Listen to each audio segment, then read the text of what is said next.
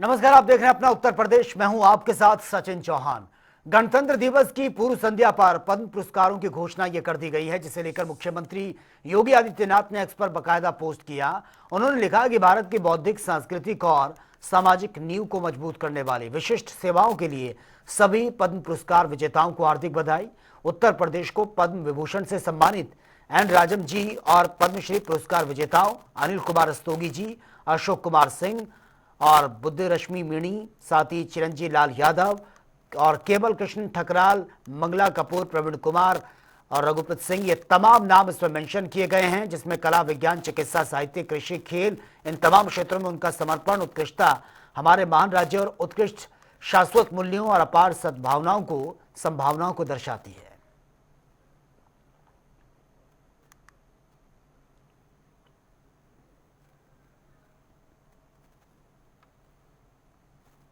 चलिए आगे बढ़ते हैं। बीजेपी के राष्ट्रीय अध्यक्ष बनने के बाद नितिन नवीन आज भगवान श्री कृष्ण की नगरी मथुरा पहुंचे हैं, जहां पर नितिन नवीन ने वृंदावन के बांके बिहारी मंदिर में पूजा अर्चना की है। इस दौरान मुख्यमंत्री योगी आदित्यनाथ भी मौजूद रहे और यूपी के दौरे पर पहुंचे बीजेपी के अध्यक्ष नितिन नवीन का ब्रिज की धरा पर भव्य स्वागत हुआ, अभिनंदन हुआ। इस दौरान दोनों ने मथुरा में ही पीएम मोदी के मन की बात के जो कार्यक्रम था उसको सुना है। मुख्यमंत्री योगी आदित्यनाथ ने कहा कि नितिन नवीन युवा जो हैं, ऊर्जा का प्रतीक हैं, वो खुद में युवा हैं और संगठन के विभिन्न पदों का निर्वहन करने के उपरांत प्रधानमंत्री नरेंद्र मोदी के मार्गदर्शन में बीजेपी के नितिन नवीन को राष्ट्रीय अध्यक्ष के रूप में यह एक नया दायित्व उनको सौंपा गया है। वहीं नितिन नवीन ने कार्यक्रम को संबोधित भी किया। प्रधानमंत्री नरेंद्र मोदी और मुख्यमंत्री योगी आदित्यनाथ के कामों की जमकर तारीफ भी की है।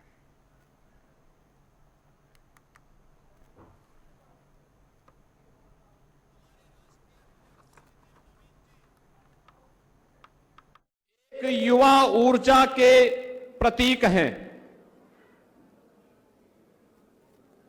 5 बार बिहार विधानसभा में पाटलिपुत्र से विधायक के रूप में आप अपनी सेवाएं दे रहे हैं। भारतीय जनता पार्टी के संगठन के भी विभिन्न पदों का आपने ईमानदारी पूर्वक निर्वहन करने के उपरांत अब आदरणीय प्रधानमंत्री जी की प्रेरणा से, उनके मार्गदर्शन में भारतीय जनता पार्टी ने श्री नितिन नवीन जी को अपने राष्ट्रीय अध्यक्ष के रूप में ये नया दायित्व दिया है और उस नए दायित्व के उपरांत आज उनका ये प्रथम आगमन योगेश्वर श्री कृष्ण की इस पावन धरा पर हुआ है। बहनों और भाइयों, ये हम सब के लिए अत्यंत आह्लादकारी क्षण है, जब यहां के कार्यकर्ताओं को यह सौभाग्य प्राप्त हुआ है कि वे अपने राष्ट्रीय अध्यक्ष जी का यहां पर स्वागत कर सकें, अभिनंदन कर सकें। वैसे भी यह धरती ब्रजभूमि हमारी प्राचीन काल से ही तीर्थ भूमि रही है। यहां मथुरा, वृंदावन, बरसाना, गोकुल, गोवर्धन, नंदगांव, बलदेव, ये सभी तीर्थ हजारों वर्षों से हर सनातन धर्मावलंबी के लिए एक नई प्रेरणा रही है। यहां के रज रज में, यहां के कण कण में श्री कृष्ण का, राधा रानी का और हजारों वर्षों की उस विरासत का अंश आज भी श्रद्धालुजन ढूंढता है, उसके साथ अपना तारतम्य स्थापित करने का प्रयास करता है। लेकिन यह हमारा सौभाग्य होगा, अंत्योदय के प्रणेता पंडित दीनदयाल उपाध्याय जी की भी पावन जन्मभूमि इसी मथुरा जनपद में पड़ती है। इसी मथुरा जनपद में उनकी पावन जन्मभूमि होने का सौभाग्य प्राप्त हुआ है और ब्रजभूमि भारत की आध्यात्मिक और सांस्कृतिक विरासत के साथ ही अब आदरणीय प्रधानमंत्री जी की प्रेरणा से विकास के एक नित नए प्रतिमान को स्थापित करते हुए आगे बढ़ रहा है। आज कृष्ण की इस नगरी में अपने अध्यक्ष होने के बाद पहली बार मेरा प्रवास जो शुरू हुआ है, तो इस पवित्र भूमि कृष्ण की इस भूमि से शुरुआत हो रहा है। तो यहाँ पर उपस्थित अपने कृष्ण के नगरी के सभी लोगों को मैं बहुत बहुत प्रणाम करता हूँ, इस पवित्र भूमि को भी नमन करता हूँ। श्री कृष्ण के इस नगरी में मेरे पहले भी आना हुआ है, कई बार आगमन हुआ है, पर मैं आज कह सकता हूँ कि अपने इस अध्यक्षीय कार्यकाल की शुरुआत अगर इस नगरी से हुई है तो निश्चित रूप से उत्तर प्रदेश कहीं ना कहीं देश का उत्तम प्रदेश बनकर उभरा है। हम जब काम करते थे उस समय उत्तर प्रदेश संघर्ष कर रहा था, आज उत्तम प्रदेश बनकर उभरा है। इसका नेतृत्व करने वाले हमारे देश के यशस्वी प्रधानमंत्री श्री नरेंद्र मोदी के नेतृत्व में लगातार उत्तर प्रदेश को नेतृत्व दे रहे हमारे मुख्यमंत्री आदरणीय श्री योगी आदित्यनाथ जी को भी मैं बहुत बहुत आभार व्यक्त करता हूं कि आपने उत्तर प्रदेश को उत्तम प्रदेश बनाने में पूरा संघर्ष किया है, पूरी पुरुषार्थ किया है। मित्रों, हम लोग को ध्यान में है कि जब पहले हम लोग उत्तर प्रदेश की धरती पे आते थे तो यहाँ की चर्चा किस प्रकार की होती थी। माननीय मुख्यमंत्री जी अभी हम लोग को बता रहे थे कि किस प्रकार से बीमारू राज्य की चर्चा होती थी, तो उत्तर प्रदेश, बिहार जैसे राज्यों का नाम लिया जाता था। पर हमें सौभाग्य मिला है कि हमारे देश के यशस्वी प्रधानमंत्री श्री नरेंद्र मोदी जी के नेतृत्व में आज देश का हर राज्य विकसित राज्य बनकर उभर रहा है और उत्तर प्रदेश उसका नेतृत्व कर रहा है। मैं इस बात को आज इसलिए कह रहा हूं मित्रों, जब हम आए थे मथुरा में अधिवेशन करने युवा मोर्चा के साथियों के द्वारा साथ, उस कालखंड में लगता था कि कब कहां कोई घटनाएं घट रही हैं, कब क्या हो जाएगा। और आज जिस कारण से उत्तर प्रदेश जाना जाता है अपने लॉ एंड ऑर्डर के लिए, उस कुशासन को समाप्त करने के लिए, और मैं कह सकता हूं कि बिहार में अगर जंगल राज था तो यहां पर भी उस अराजकता की सरकार थी जिसको हमारी नेतृत्व वाली सरकार ने समाप्त किया। आज बिहार हो या उत्तर प्रदेश हो, देश का उत्तर भारत का कोई भी राज्य हो, विकास के पटरी पर अगर आगे बढ़ रहा है तो इसका बड़ा देन कहीं ना कहीं भाजपा कार्यकर्ताओं को भी जाता है कि इन कार्यकर्ताओं ने अपने समय का संघर्ष किया और उस संघर्ष के बल पर आज देश में अपनी सरकार बनी। और एक बार नहीं, तीन बार अगर देश में भाजपा की सरकार बनी तो इसका श्रेय कार्यकर्ताओं को जाता है। मैं साथ ही साथ उत्तर प्रदेश के विकास में जिस प्रकार से काम हो रहा है, मैं माननीय मुख्यमंत्री जी को बहुत बहुत बधाई देता हूं। उत्तर प्रदेश के लाखों छात्र छात्राओं के लिए आज का दिन बेहद खास रहा है। योगी सरकार ने छात्रवृत्ति योजना के तहत बड़ी संख्या में विद्यार्थियों को आर्थिक सहायता ये दी है। मुख्यमंत्री योगी आदित्यनाथ ने भव्य कार्यक्रम में पात्र छात्रों को स्कॉलरशिप राशि ये ट्रांसफर कर दी है। और आपको ये भी बता दें कि लगभग 20 लाख छात्रों के बैंक अकाउंट में सीधे ये धनराशि ट्रांसफर की गई है। इस दौरान कार्यक्रम को संबोधित करते हुए सीएम योगी ने पूर्व की सरकारों पर भी निशाना साधा, कहा कि नियत साफ और नीति स्पष्ट हो तो भ्रष्टाचारी रूपी दानव को नियंत्रण किया जा सकता है। आज का ये समारोह सामाजिक न्याय, समावेशी विकास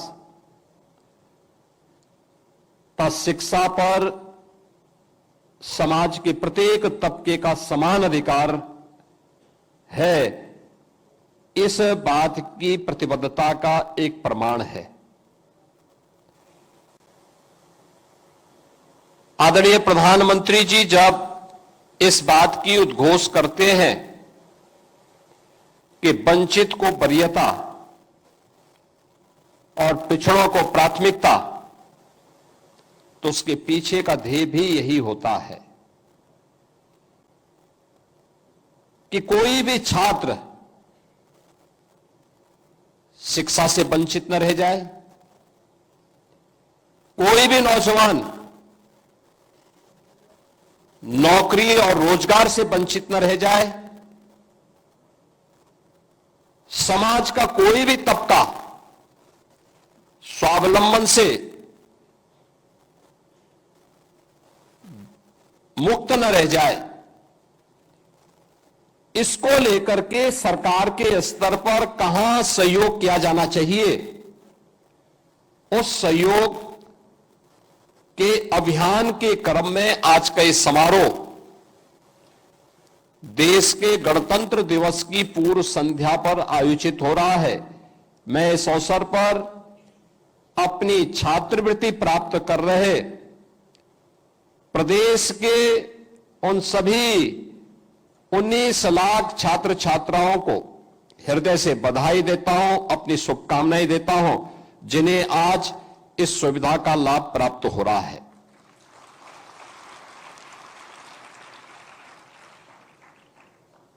इस सुविधा में अनुसूचित जाति, अनुसूचित जनजाति, पिछड़ी जाति, सामान्य जाति और अल्पसंख्यक वर्ग से जुड़े हुए छात्रों को आज 944 करोड़ 55 लाख रुपए इस वर्ष की छात्रवृत्ति के उनके अकाउंट में सीधे डीबीटी के माध्यम से दे दिए गए।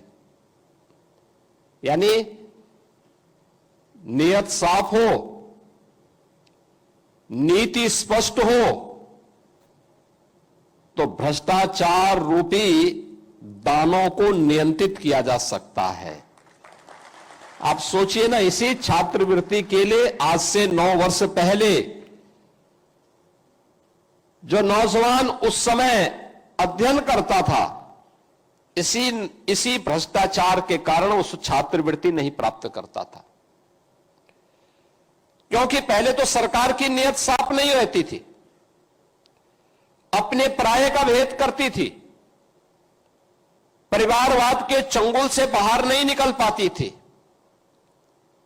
और अगर वहां से निकला भी तो उनके गुर्गों के भ्रष्टाचार से योजनाएं कहां वंचित रह पाती थी। संगम नगरी प्रयागराज पहुंचे उप मुख्यमंत्री केशव प्रसाद मौर्य एयरपोर्ट के से सीधा सर्किट हाउस पहुंचे, जहां पर उन्होंने पार्टी कार्यकर्ताओं को गणतंत्र दिवस की पूर्व संध्या पर बधाई और शुभकामनाएं दी है। सपा सुप्रीमो अखिलेश यादव के बयान पर जमकर पलटवार भी हुआ है। और वहीं माघ मेले में प्रशासन और शंकराचार्य के चल रहे विवाद पर उन्होंने कहा कि मेरा कोई कार्यक्रम नहीं है उनसे मिलने का, और मैं उनसे सिर्फ प्रार्थना उन्होंने की है कि वो स्नान करें और सारे विवाद को खत्म करें। वहीं उन्होंने कहा कि मुख्यमंत्री जी के स्तर से विवाद खत्म करने के लिए हर संभव कदम उठाए जा रहे हैं।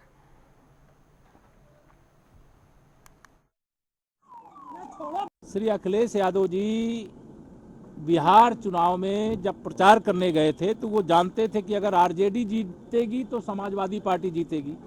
आरजेडी धुआं धुआं हो गई, अब समाजवादी पार्टी का धुआं धुआं होना 27 में बाकी है, इसलिए फ्रस्ट्रेशन में है, तनाव में है। इस प्रकार के उल्टे सीधे वो लगातार बयान देते हैं। मैं उनसे यही अपेक्षा करूंगा कि उल्टे सीधे बयान देने की जगह गुंडों, अपराधियों, माफियाओं का साथ छोड़ करके अपनी पार्टी को बूथ स्तर पर कुछ कार्यकर्ता हो तो जोड़ करके उसके आधार पर भारतीय जनता पार्टी से चुनाव में मुकाबला करें, लेकिन गुंडों के बल पर भाजपा को वो नहीं हरा सकते, उनके दम नहीं है। और 2047 तक भारतीय जनता पार्टी देश और प्रदेश में सत्ता में जनता के आशीर्वाद से रहेगी और हम विकसित भारत बनाएंगे। माघ मेले में शंकराचार्य विवाद और मणिकर्णिका घाट पर सियासी घमासान ये थमने का नाम नहीं ले रहा है। उधर सपा सांसद डिंपल यादव ने एक बार फिर से बीजेपी सरकार पर निशाना साधा। उन्होंने कहा बहुत दुर्भाग्यपूर्ण है, समाजवादी पार्टी इसकी निंदा करती है। डिंपल ने कहा कि सत्ता में बैठे लोग अहंकार में बोल रहे हैं। बीजेपी के शीर्ष नेतृत्व को शंकराचार्य जी से माफी मांगनी चाहिए। ये बहुत ही दुर्भाग्यपूर्ण है और हम समाजवादी पार्टी और मैं विशेष तौर पर इसकी निंदा करती हूँ, क्योंकि जहाँ ये देश तो जहाँ सनातन धर्म के बारे में लगातार भारतीय जनता पार्टी लोग बात करते हैं और जहाँ साधुओं का सम्मान होना चाहिए, तो देखने को मिला है कि किस तरह अपमान शंकराचार्य जी ने झेला है और किस तरह का पुलिस ने रवैया अपनाया सबकी रिकॉर्डिंग्स में दिखाई दिया है। और यह भी देखा गया है कि किस तरह भारतीय जनता पार्टी के यूपी के जो प्रमुख हैं वो झूठ बोलते हुए नजर आए।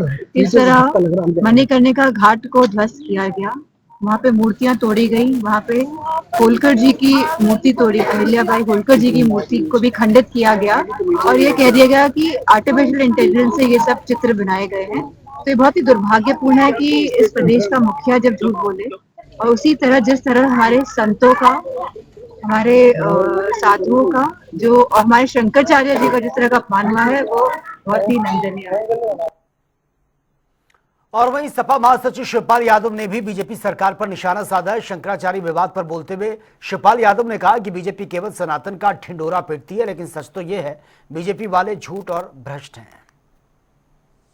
देखिए, इसे आप सब लोग समझ गए होंगे जी।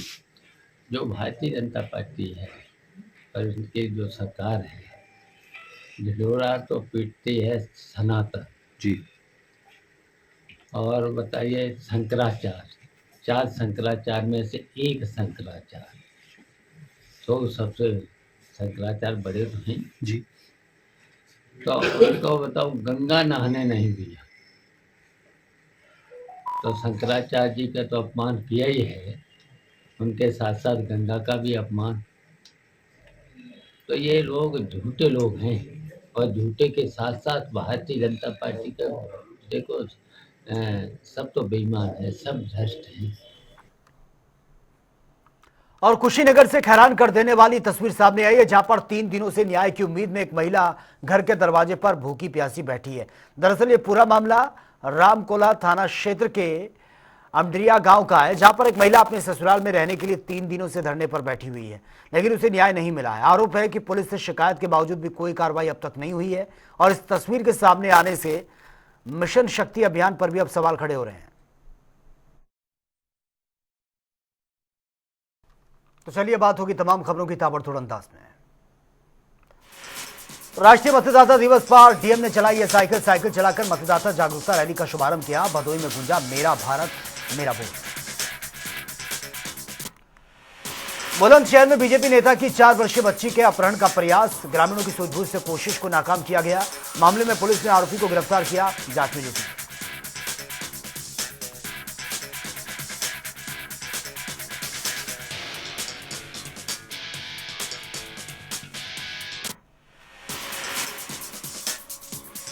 सहारनपुर में प्रतिबंधित चाइनीज मांझे के खिलाफ पुलिस का अभियान जारी है। मामले में पुलिस ने दुकानदार को गिरफ्तार किया, कब्जे से चाइनीज मांझा और 48 चरखी जब्त।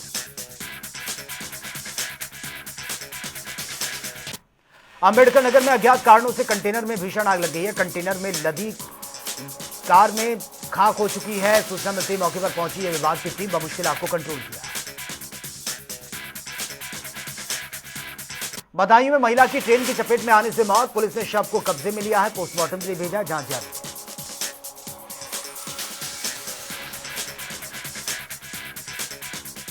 कोडिन कफ सिरप मामले में वाराणसी पुलिस की बड़ी कार्रवाई। शुभम जायसवाल के परिजनों की सभी संपत्तियों को जब्त किया जा रहा है। वाराणसी के 8 अलग अलग स्थानों पर चल रही है कार्रवाई।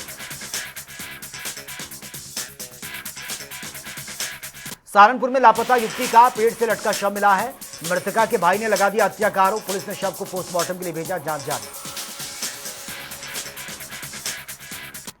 फर्रुखाबाद में मिला है, मेले के दौरान दबंग दुकानदारों ने युवक को जमकर पीटा है। युवक ने दुकानदारों पर चाकू से हमला करने का आरोप लगा दिया है, जांच कर रही है पुलिस।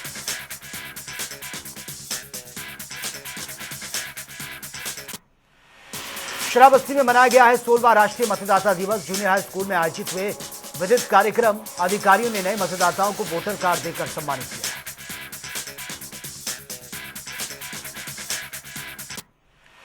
मुजफ्फरनगर में पुलिस की बड़ी कार्रवाई। चेकिंग के दौरान पुलिस ने 30 से ज्यादा वाहनों पर किया है चालान। पटाखा छोड़ने वाले 2 बुलेट और 11,000 रुपए का चालान भी ये किया गया।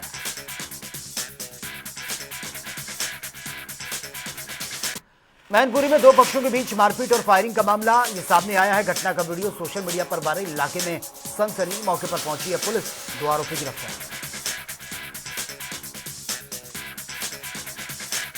अलीगढ़ से सामने आया पुलिस का बड़ा कारनामा। दरोगा सहित पुलिसकर्मी युवक पर चाकू तानकर बन रहे हैं अपराधी। घटना का एक वीडियो सोशल मीडिया पर वायरल।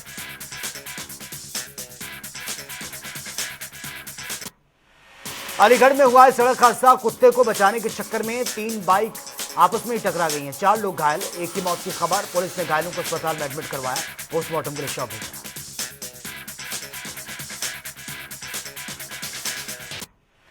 सहारनपुर में मतदाता दिवस पर आयोजित हुआ कार्यक्रम। मंडलायुक्त ने कार्यक्रम में दिलाई मतदाता शपथ। बीएलओ को किया सम्मानित और मनमोहक प्रस्तुति के जरिए बच्चों ने जागरूक किया। गोरखपुर से सामने आया जमीनी विवाद का मामला। घर में घुसकर बदमाशों ने की फायरिंग, 2 युवक घायल, एक की मौत की खबर। घायलों को अस्पताल में एडमिट करवाना पड़ा, जांच कर रही है पुलिस।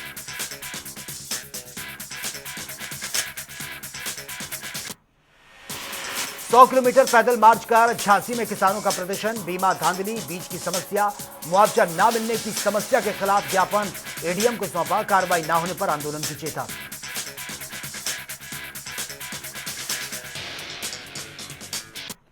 बुलंदशहर में दिन दहाड़े जानलेवा हमले का प्रयास। एक युवक ने दुकानदार पर दिन दहाड़े चाकू से किया हमला। मौके पर पहुंची पुलिस ने हमलावर को काबू किया। घटना का वीडियो सामने आया।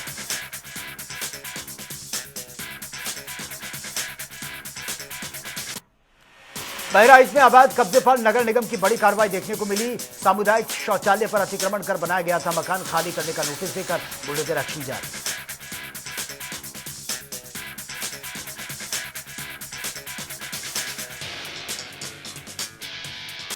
कुशीनगर से हैरान कर देने वाला मामला सामने आया। ससुराल में रहने को लेकर न्याय की आस में धरने पर बैठी पीड़िता। पुलिस से शिकायत करने के बाद भी नहीं हुई कोई कार्रवाई।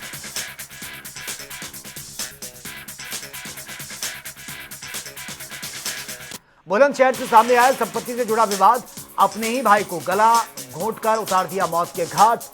आरोपी मौके से फरार हैं। घटना की सूचना पर पहुंची है पुलिस, जांच कर रही है।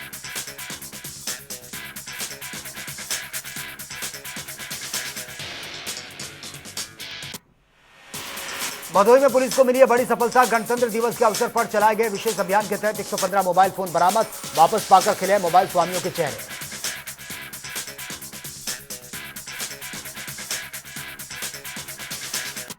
अलीगढ़ में पहुंचे किसान नेता राकेश टिकैत। शहीद मोनू चौधरी को दी श्रद्धांजलि। परिजनों ने किसान नेता से की है मिनी स्टेडियम बनवाने की मांग।